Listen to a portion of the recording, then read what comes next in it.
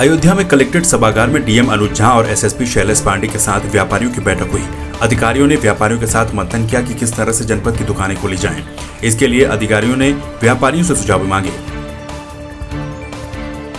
उसके संबंध में बात हुई है। बेसिकली इसमें ये तय हुआ है कि एक बेसिक रोस्टरिंग करेंगे, जैसे कि अभी प्रतिनिधियों के द्वारा ही ये तय कर लिया जाएगा कि किस दिवस को कौन सी दुकानें खुली रहेंगी या क्या टाइमिंग रहेगा। तो एक बेसिक रोस्टरिंग के हिसाब से अभी हम लोग जो है पहले संचालन इसका प्रारंभ करेंगे और उसमें जो मास्क का कंप्लायंस है वो बहुत ही मस्ट है, तो वो रिगरसली देखा जाएगा। इसमें हम लोग सेक्टर बना करके और पुलिस अधिकारियों की और मैजिस्ट्रेट की ड्यूटियाँ साथ में लगा करके और रोज़ाना इसकी जांच कराई जाएगी कि अगर इसमें मास्क का कंप्लायंस नहीं होता है तो उस पर दंडात्मक कार्रवाई भी की जाएगी और उसमें जो है दुकानों को फिलहाल उसमें सीज भी कर दिया जाएगा। अयोध्या नगरी में मंदिर को भव्य रूप देने के लिए राम जन्मभूमि मंदिर निर्माण का कार्य रात दिन तेजी के साथ किया जा रहा है। कोरोना काल में भी मंदिर निर्माण का कार्य बाधित नहीं हुआ। मंदिर निर्माण के लिए बुनियाद भरने के लिए तय सीमा रखी गई है और उसको समय पर पूरा करने के लिए 2 शिफ्टों पर काम किया जा रहा है। 12-12 घंटे की 2 शिफ्ट कार्यदायी संस्था की तरफ से लगाई गई हैं। IIT गुवाहाटी के डायरेक्टर और अन्य अनेक संस्थाओं के इंजीनियर्स की सलाह नेशनल जियो research institute Hyderabad NGRI Hyderabad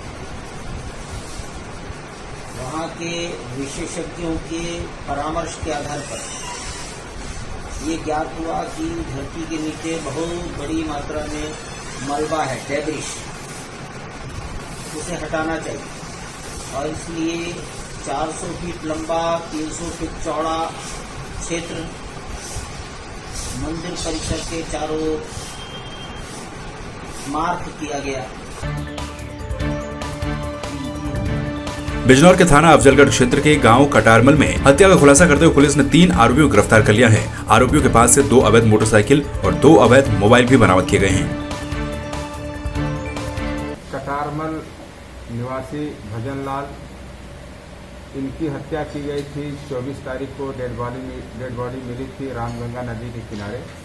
police द्वारा पंचायतनामा पोस्टमार्टम की कार्रवाई कराई गई, जिसमें हेड इंजरी थी और उसी से गला घोटने के बाद इनकी मृत्यु कारित की गई थी। ये ज्ञात हुआ कि इनकी बेटी का प्रेम प्रसंग इनके सजाती जो पास के रहने वाला था नरेंद्र से था। पिता नहीं चाहता था वहाँ पर हो, क्योंकि वह लुटेरा था, पहले भी इस पर आपराधिक मामले थे। इसलिए साजिश के तहत नरेंद्र ने अपने 2 साथियों के साथ मिल करके रात में रामगंगा नदी के पास में गला घोट करके पत्थर से वार करके मृत्यु किया। जनपद बिजनौर के थाना मंडावली क्षेत्र के गांव रामनगर में लोगों ने पंचायत घर में घटिया निर्माण सामग्री लगाने का आरोप लगाते हुए जमकर हंगामा किया। ग्रामीणों का कहना है कि वो कई बार अधिकारियों से शिकायत कर चुके हैं, लेकिन अभी तक कोई भी कार्रवाई नहीं होती। ये हमारी पंचायत में, ग्राम पंचायत रामनगर में पंचायत घर बन रहा है, जिसमें बहुत थर्ड क्वालिटी की ईंट लगाई जा रही हैगी। ना कोई तराई होती है, ना इसकी कोई तराई होती हैगी, ना इसमें सीमेंट बढ़िया लगाया जा रहा है, घटिया क्वालिटी का सीमेंट लगाया जा रहा हैगा। और जो विंडो और ये चौखट लगी हैं, ये भी बहुत हल्की क्वालिटी की हैंगी। ये हवा में गिर भी गई। तो क्या ये बंद कराना है काम? हाँ, ये बंद कराना। RS के जई सर रविंद्र कुमार जी से बात हुई थी, उनका कहना है ये मतलब बंद करा दो। इसको विनोद टीए वो करा रहा है अपने उस पर, विनोद टीए कमीशन ले रहा है, वो करा रहा है, प्रधान से मिला हुआ है। बिजनौर के थाना धामपुर क्षेत्र के मोहल्ला अताई शेख में एक युवक ने अपने रिश्तेदार पर अपनी मां की हत्या करने का आरोप लगाया है। युवक का कहना है कि चाचा चाची और फूफा ने मिलकर उसकी मां को बंद कमरे में फांसी के फंदे से लटका दिया और उसकी हत्या कर दी। वहीं फिलहाल पुलिस ने शव को पोस्टमार्टम के लिए भेजते हुए जांच शुरू कर दी। कल रात अंजुम निवासी अथाई शेख थाना धामपुर द्वारा फांसी लगाकर आत्महत्या किए जाने की बात प्रकाश में आई है। इस संबंध में पुलिस द्वारा बॉडी का पंचायतनामा करके पोस्टमार्टम के लिए भेज दिया गया तथा अगलता विधि कार्रवाई की जा रही है। हमारी बहन भाग गई थी, तो उसने निकाह कर लिया था, कोर्ट मैरिज कर लिया था। तो ये कह रहे थे कि मेरे अम्मी को, क्या तूने भगाई, कि तुझे हम मारेंगे, तुझे चांद से ख़त्म करेंगे, हम तो जान से ख़त्म करेंगे। फिर हमारे घर में अभी जब मौके की वारदात हुई शाम में, फिर लड़ाई हुई, मारपीट हुई। फिर अभी वो तीन बजे के लगभग हम मेरे मम्मी सो रही थी कमरे में, मैं था बरामदे में। तो ये 4 बंदे आएंगे, सुहेल, चांद, रिहाना और आसमा, आके मेरे अंदर से कमरा बंद कर लिया। कमरा बंद करने के बाद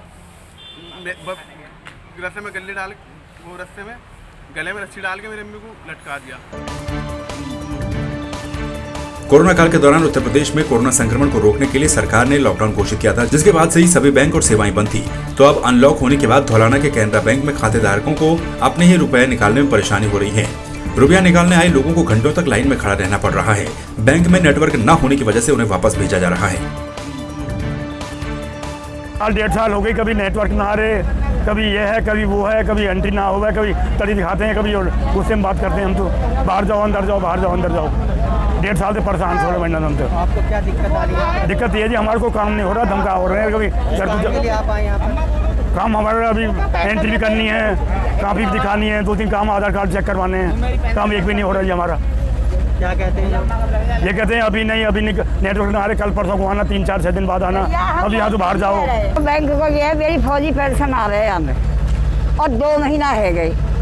4-5 दिन तो मैं पहले दुखी है कि चली गई, फिर मैं आज आई, तो आज भी नौकर पैसा ना है और वहाँ में नेट सेट ना है। भैया बड़ा बूढ़ो आदमी क्या करे वो। कहाँ से आते हैं आप? हम आने हैं समाने से। किराया कितना लगता है आपका? लग जाए हमारे 20 रुपया लगे, 10 इंगे तो 10 होंगे, 50 ही लगे। बेटा मैं बहुत दुखी है रही हूँ। कम से कम साल भर तो हो गई एंट्री के लिए, एंट्री नहीं होती इस बैंक में। और आते हैं तो यूँ कहते हैं कैश नहीं है, नेटवर्क नहीं है, ये नहीं है और वो नहीं है। और अब भी मैं ही नहीं, मेरे साथ में बहुत आदमी खड़े हैं जो कि आपको दिख भी रहे होंगे। 50 आदमी। हमारी एक बड़ी बूढ़ी हैं, बुजुर्ग लगती हैं, हमारे घर पर बाकी हैं, वो अंधी हैं, उन पर चला नहीं जाता। उसे गाड़ी करके लेके आते हैं तो ये कहते हैं नेटवर्क नहीं है इसमें, और इसमें टावर नहीं आते हैं, एंट्री नहीं करते हैं, नहीं पैसे बताते हैं है या नहीं इसमें। कितना समय हो गया उन्हें परेशान होते हैं? 1 साल हो गई, कोई उनकी एंट्री नहीं हुई? और अब नहीं हुई, और अब भी आई हूँ मैं लेने के, तो अभी मने कर रहे हैं। क्या कह रही है? ये कह रहे हैं नेटवर्क नहीं आ, इसमें टावर नहीं आ रहा है और एंट्री नहीं होगी। मथुरा जवाहर बाग कांड की 5वीं वर्षी के मौके पर शहीद मुकुल द्विवेदी की पत्नी अर्चना द्विवेदी ने जवाहर बाग पहुंचकर शहीदों को श्रद्धांजलि दी। उद्यान विभाग की 270 एकड़ भूमि पर अवैध कब्जा हटाने के दौरान इस घटना में 2 पुलिस अधिकारियों की मौत हो गई थी, जबकि 27 अन्य की भी मौत हुई थी। सीबीआई जांच तो कोर्ट में जाके ऑर्डर हुई, उसमें भी कुछ नहीं हो रहा है। पता नहीं, उसका मैं मिली भी कई बार, पर कुछ अभी तक हुआ नहीं।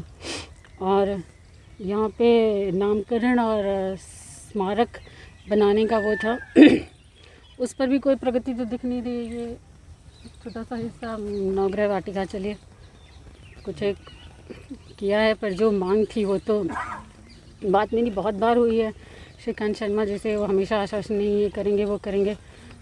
अभी फाइल मुख्यमंत्री के पास है, ये वो है, अभी तक वहाँ से नहीं हुआ, यही सुनने में आ रहा है बस मुझे। अभी 5 साल हो गए हैं, लेकिन अभी तक किसी भी तरह का कोई प्रोग्रेस नहीं दिखा। सीबीआई की जांच में हम लोग कितनी बार जा कर के वहाँ के डीआईजी और लोगों से मिले, और लास्ट टाइम हम 1.5 साल पहले मिले थे, तो वहाँ पे डीआईजी ने बोला था कि 3 महीने के अंदर में हम सब कुछ करके दे देंगे, लेकिन आज तक कुछ नहीं हुआ है। यहाँ पर भी कोई भी पुरस्कार, मतलब ऐसा एक लोकतांत्रिक देश में कैसे हो सकता है कि आपके सरकार गवर्नमेंट के ऑर्डर्स के रक्षा के लिए, एक पार्क खाली कराने के लिए एक आपके इतने बड़े अधिकारी की मृत्यु हुई है, और उसको अभी तक आपने कोई पुरस्कार के लिए नहीं किया, क्योंकि आपकी एक इंतरिम कमेटी है या आपका एक इंतरिम सिस्टम है जो पहले ये डिसाइड करेगा कि किसकी गलती थी।